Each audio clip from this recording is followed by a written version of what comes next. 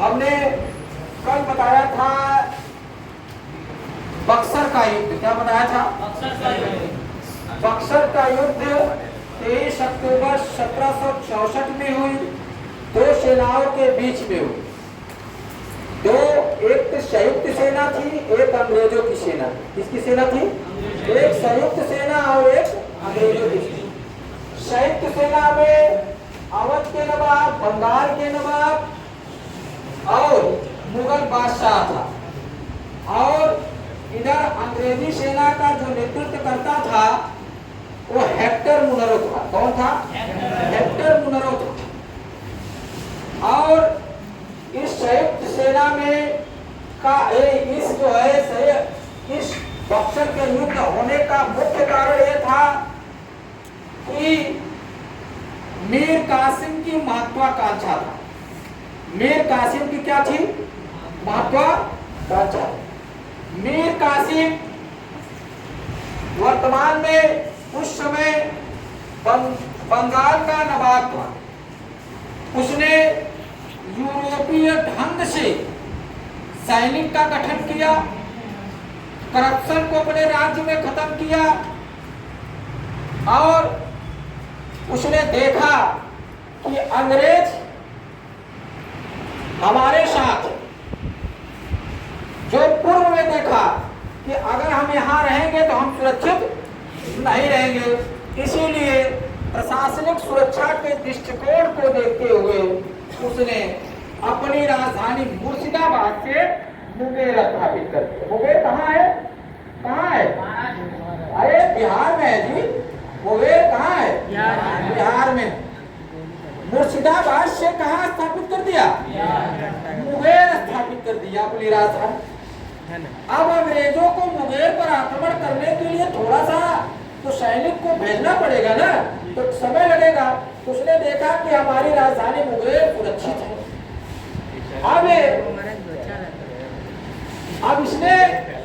अब अंग्रेजों ने देखा कि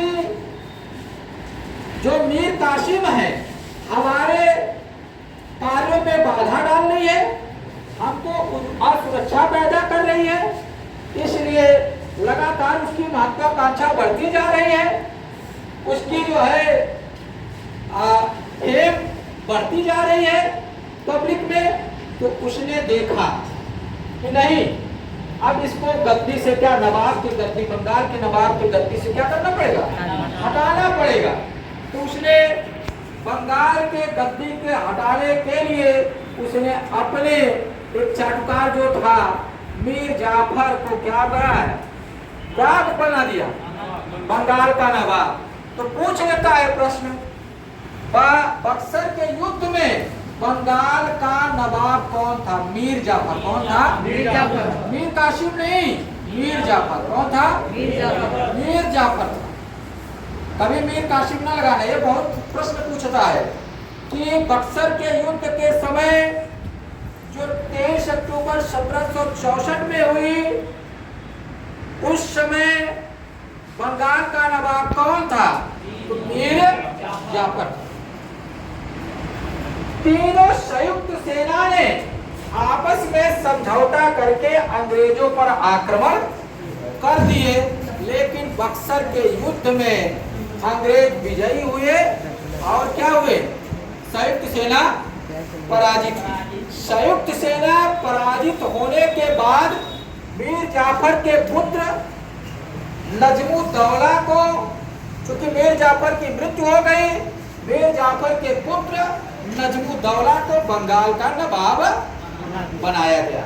बंगाल का नवाब बनाया गया। चलिए, बंगाल सुरक्षित हो गया अंग्रेजों के दृष्टिकोण से, लेकिन सबसे समृद्ध था और सबसे उदंड, सबसे बफर स्टेट जो था अवध था। कौन था? अवध को बफर स्टेट भी कहा जाता है। तो अवध के और मुगल बादशाह के बीच में इलाहाबाद की संधि हुई। इलाहाबाद की संधि हुई और इलाहाबाद की दो संधियां हुई। इलाहाबाद की प्रथम संधि और इलाहाबाद की द्वितीय संधि। इलाहाबाद की प्रथम संधि 12 अगस्त 1765 में हुई, अंग्रेज और मुगल बादशाह के बीच में हुई, और द्वितीय जो इलाहाबाद की संधि हुई 4 दिन बाद 16 अगस्त 1765 में हुई, अंग्रेज और अवध के नवाब के बीच में, अंग्रेज और अवध के नवाब के बीच में। और इन दोनों की संधियों के बीच प्रथम संधि में बंगाल, बिहार, उड़ीसा की पूरी दीवानी मामले किसके अधिकार में हो गया? पूर्णतः किसके अधिकार में हो गया? अंग्रेजों को। किसके अधिकार में? ये जो मुगल बादशाह था, बंगाल और बिहार, उड़ीसा की जो दीवानी मामले थे पूर्णतः जो है बक्सर के युद्ध में किसको दे दिया? अंग्रेज को दे दिया। किसको दे दिए? अब कड़ा और मानिकपुर जिला अवध के नवाब से लेकर मुगल बादशाह को दे दिया गया और 26 लाख रुपया प्रतिवर्ष पेंशन देकर उसको क्या कर दिया गया?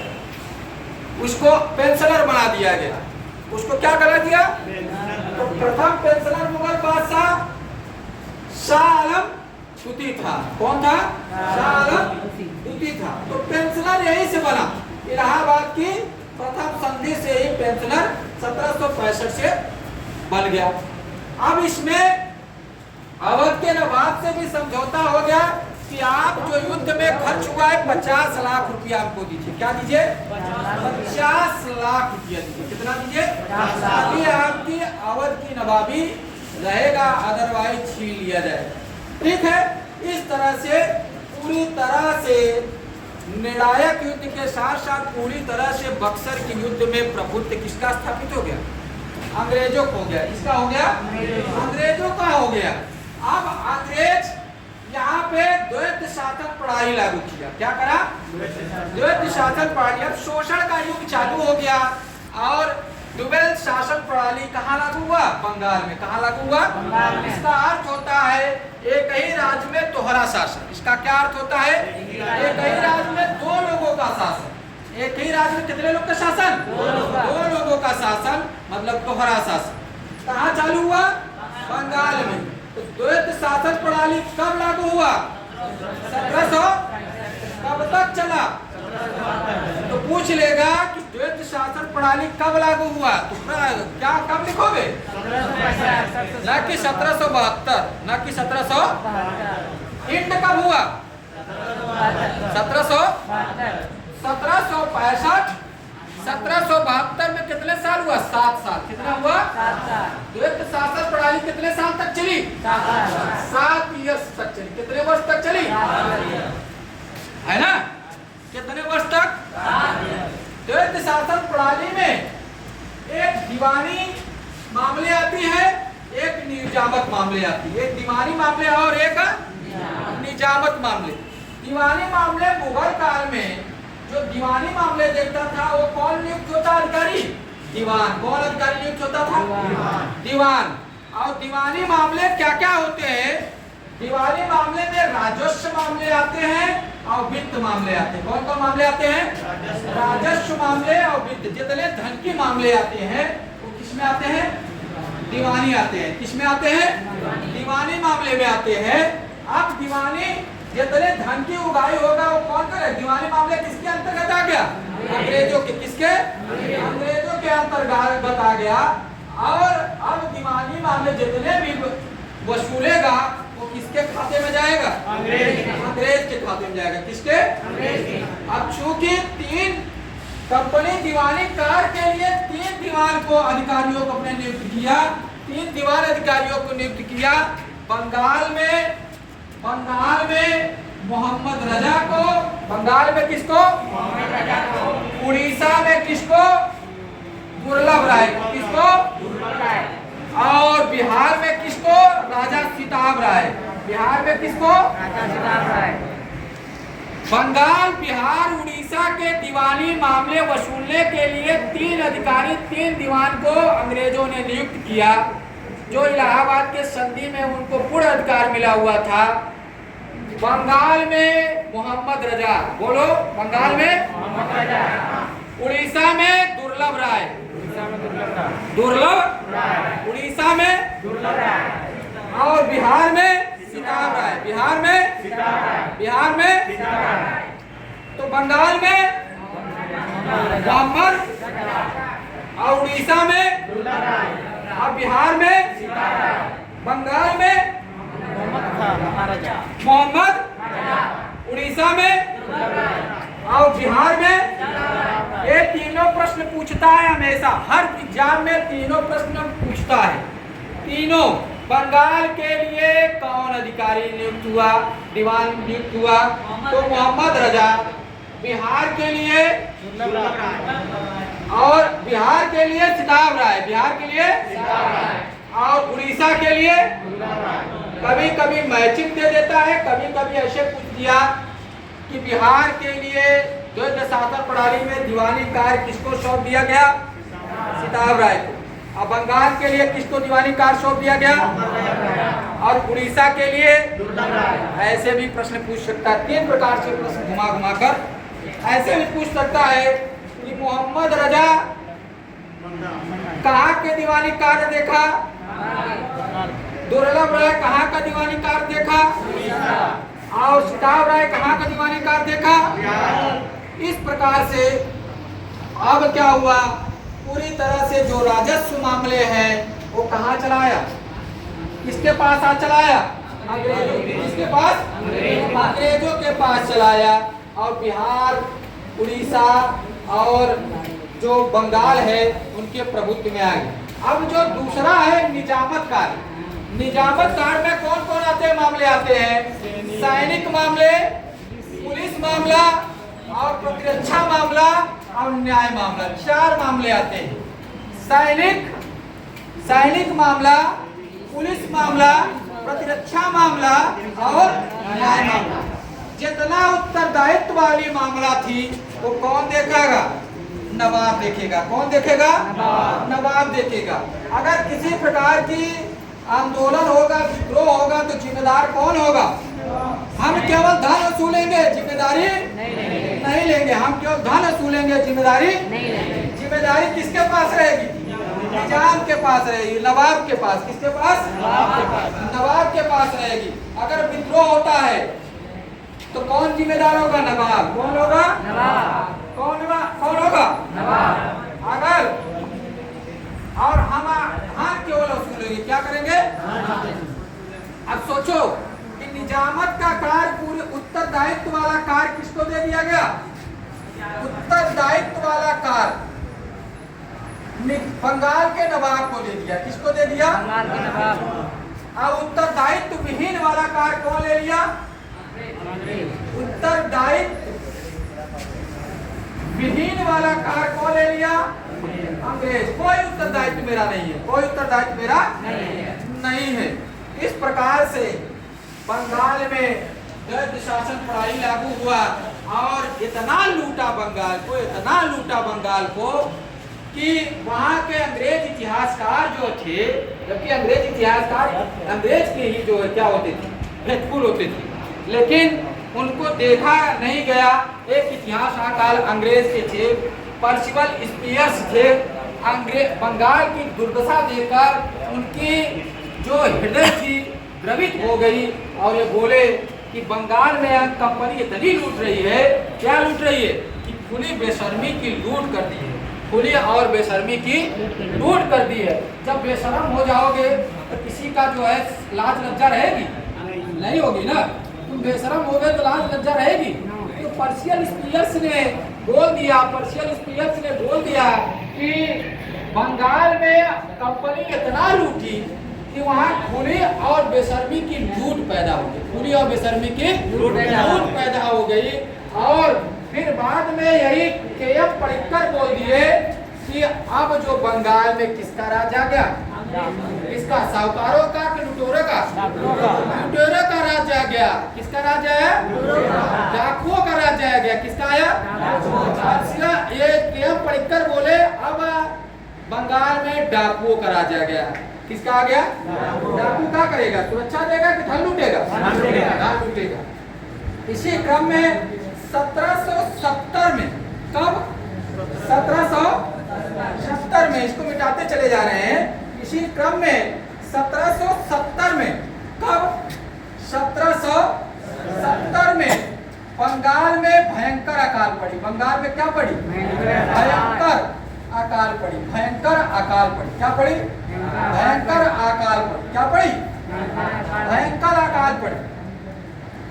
बंगाल में तो भयंकर अकाल पड़ी। तो आप जो है, अगर यहाँ के नागरिकों से साथ आप अगर समझौता करना चाह रहे हैं, अगर यहाँ पे नागरिकों के लगाव आपका है, तो आपको क्या करना चाहिए?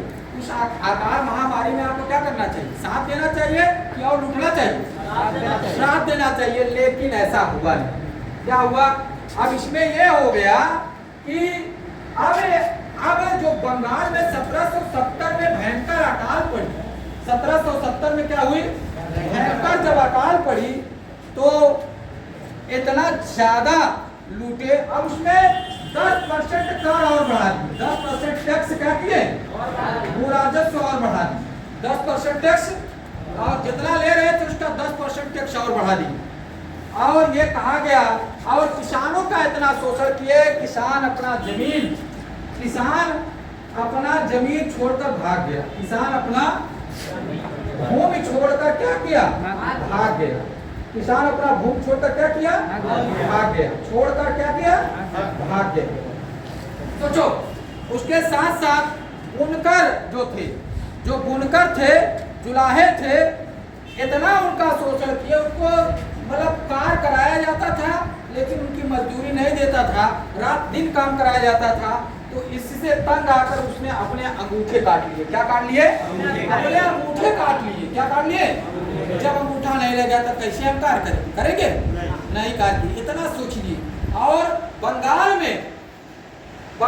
में वाणिज्य और व्यापार का भी ह्रास हुआ, हस्तशिल्प का भी ह्रास हुआ। इस समय 1765 से 1772 तक एकदम लूट चालू हो गई थी। साथ में अब इसमें क्या हो गया कि लोग अकाल जब 1770 में पड़ी, 1770 में जब बंगाल में अकाल पड़ी तो लोग क्या किए? मरने लगे। क्या करे? मरने लगे। लोग मरने लगे।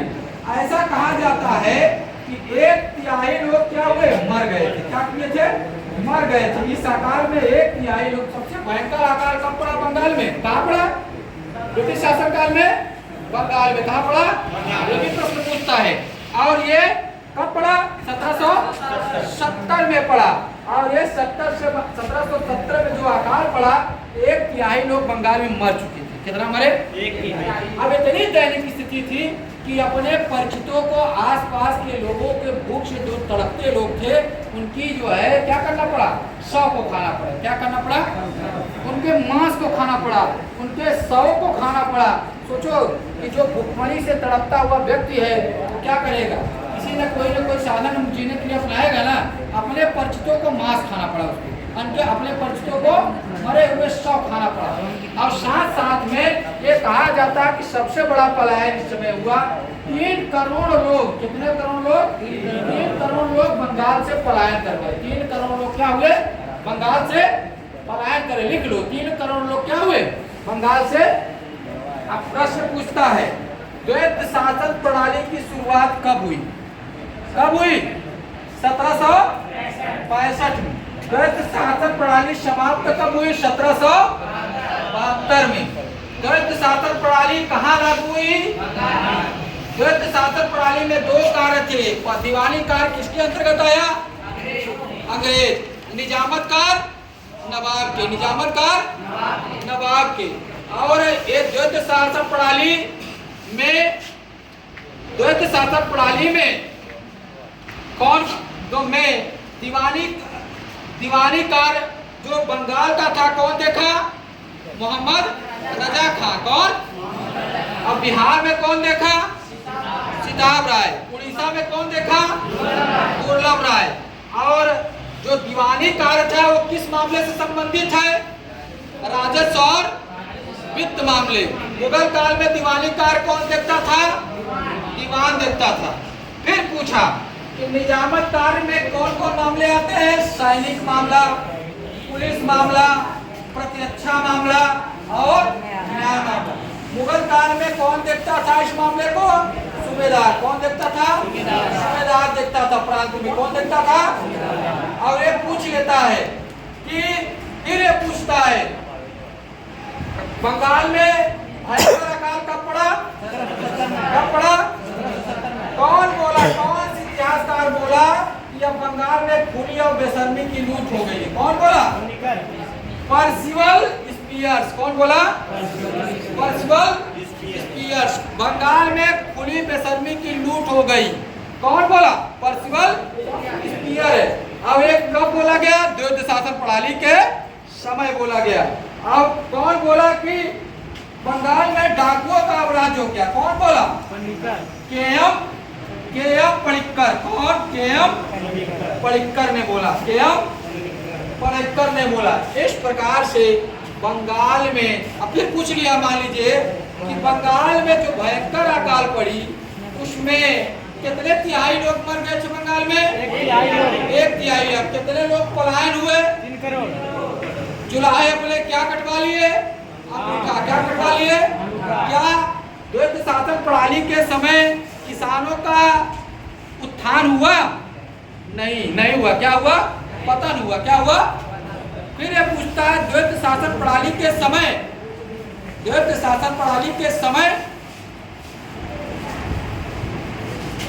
द्वैध शासन प्रणाली के समय कितने लोग पलायित हुए? 3 करोड़। क्या वाणिज्य और व्यापार का उत्थान हुआ? नहीं हुआ ना। इस प्रकार से द्वैध शासन प्रणाली समाप्त होती है। ठीक है।